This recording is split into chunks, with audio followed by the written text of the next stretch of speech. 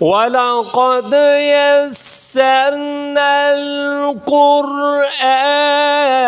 لِلذِّكْرِ فَهَلْ مِن مُّدَّكِرٍ۔ السلام علیکم ورحمۃ اللہ وبرکاتہ۔ آج ترجمہ کریں گے سورہ غاشیہ کا۔ تو پہلے جاتے ہیں اس کے سیاق و سباق کی طرف۔ اس میں قیامت کا ایک منظر بیان کیا گیا ہے اور جنتیوں جہنمیوں کے بارے میں بیان کیا گیا ہے، اور اونٹ کی مثال دے کر اللہ تعالیٰ نے سمجھایا ہے کہ کیا اس کی طرف دیکھ کر تم غور و فکر نہیں کرتے کہ اللہ تعالیٰ نے اس میں کیسی خاصیت پیدا کی، اور کیا ان چیزوں کو دیکھ کر تم اللہ کی قدرتوں کو نہیں جانتے، نہیں پہچانتے؟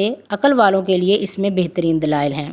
پھر اللہ تعالیٰ فرماتے ہیں، کیا تمہارے پاس وہ ڈھانپ لینے والی قیامت کی خبر آئی ہے جس دن بہت سے چہرے جھکے ہوئے، دبے ہوئے، ذلیل ہوں گے، جیسے بڑی مشقت جھیلی ہو انہوں نے، تھکے ہوئے ہوں گے، ان کے چہرے پر تھکے ہوئے اثرات ہوں گے، وہ تپتی ہوئی آگ میں داخل ہوں گے، استغفر اللہ، اللہم لا تجعلنا منہم، اور ان کے لیے کھانے کے لیے کانٹوں والی جھاڑ ہوگی، پینے کے لیے کھولتے ہوئے چشمے کا پانی ہوگا، استغفر اللہ، اللہم لا تجعلنا منہم، اور دوسری طرف ایسے چہرے ہوں گے جو بہت تر و تازہ ہوں گے، خوشگوار ہوں گے، جنہوں نے دنیا میں جو محنتیں کی تھی ان کا انہیں اچھا رزلٹ ملے گا، اچھا نتیجہ ملے گا، وہ خوش ہو رہے ہوں گے۔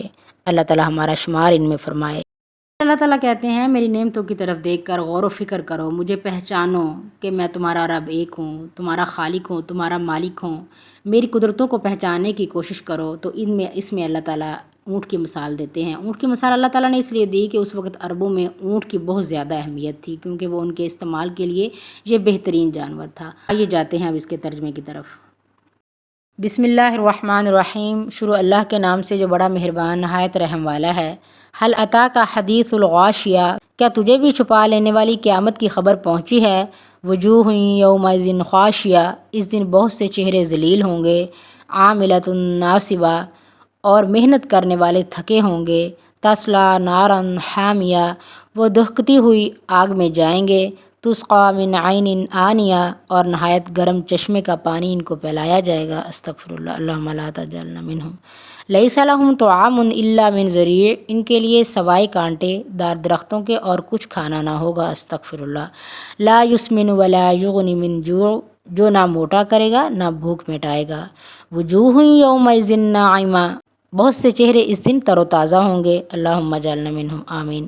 لسعیہا راضیہ، اپنی کوشش پر خوش ہوں گے، فی جنت عالیہ، بلند و بالا جنتوں میں ہوں گے، لا تسمع فیہا لاغیہ، یہاں کوئی بہودہ بات نہیں سنیں گے، اللہم اجعلنا منہم۔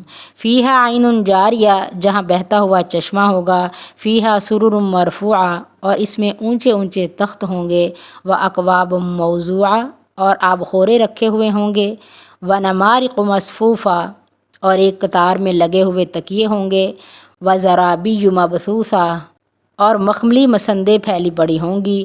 افلا ینظرون الی الابل کیف خلقت، کیا یہ اونٹوں کو نہیں دیکھتے کہ وہ کس طرح پیدا کیے گئے؟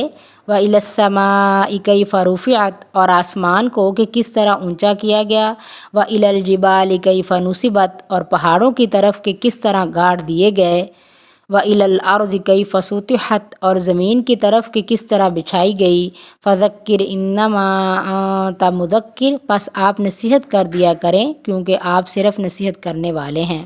لَسْتَ عَلَيْهِمْ بِمُصَيْطِرٍ، آپ کچھ ان پر داروغہ نہیں ہیں، إِلَّا مَنْ تَوَلَّى وَكَفَرَ، ہاں جو شخص روگردانی کرے اور کفر کرے، فَيُعَذِّبُهُ اللَّهُ الْعَذَابَ الْأَكْبَرَ، اسے اللہ تعالیٰ بہت بڑا عذاب دینے والا ہے۔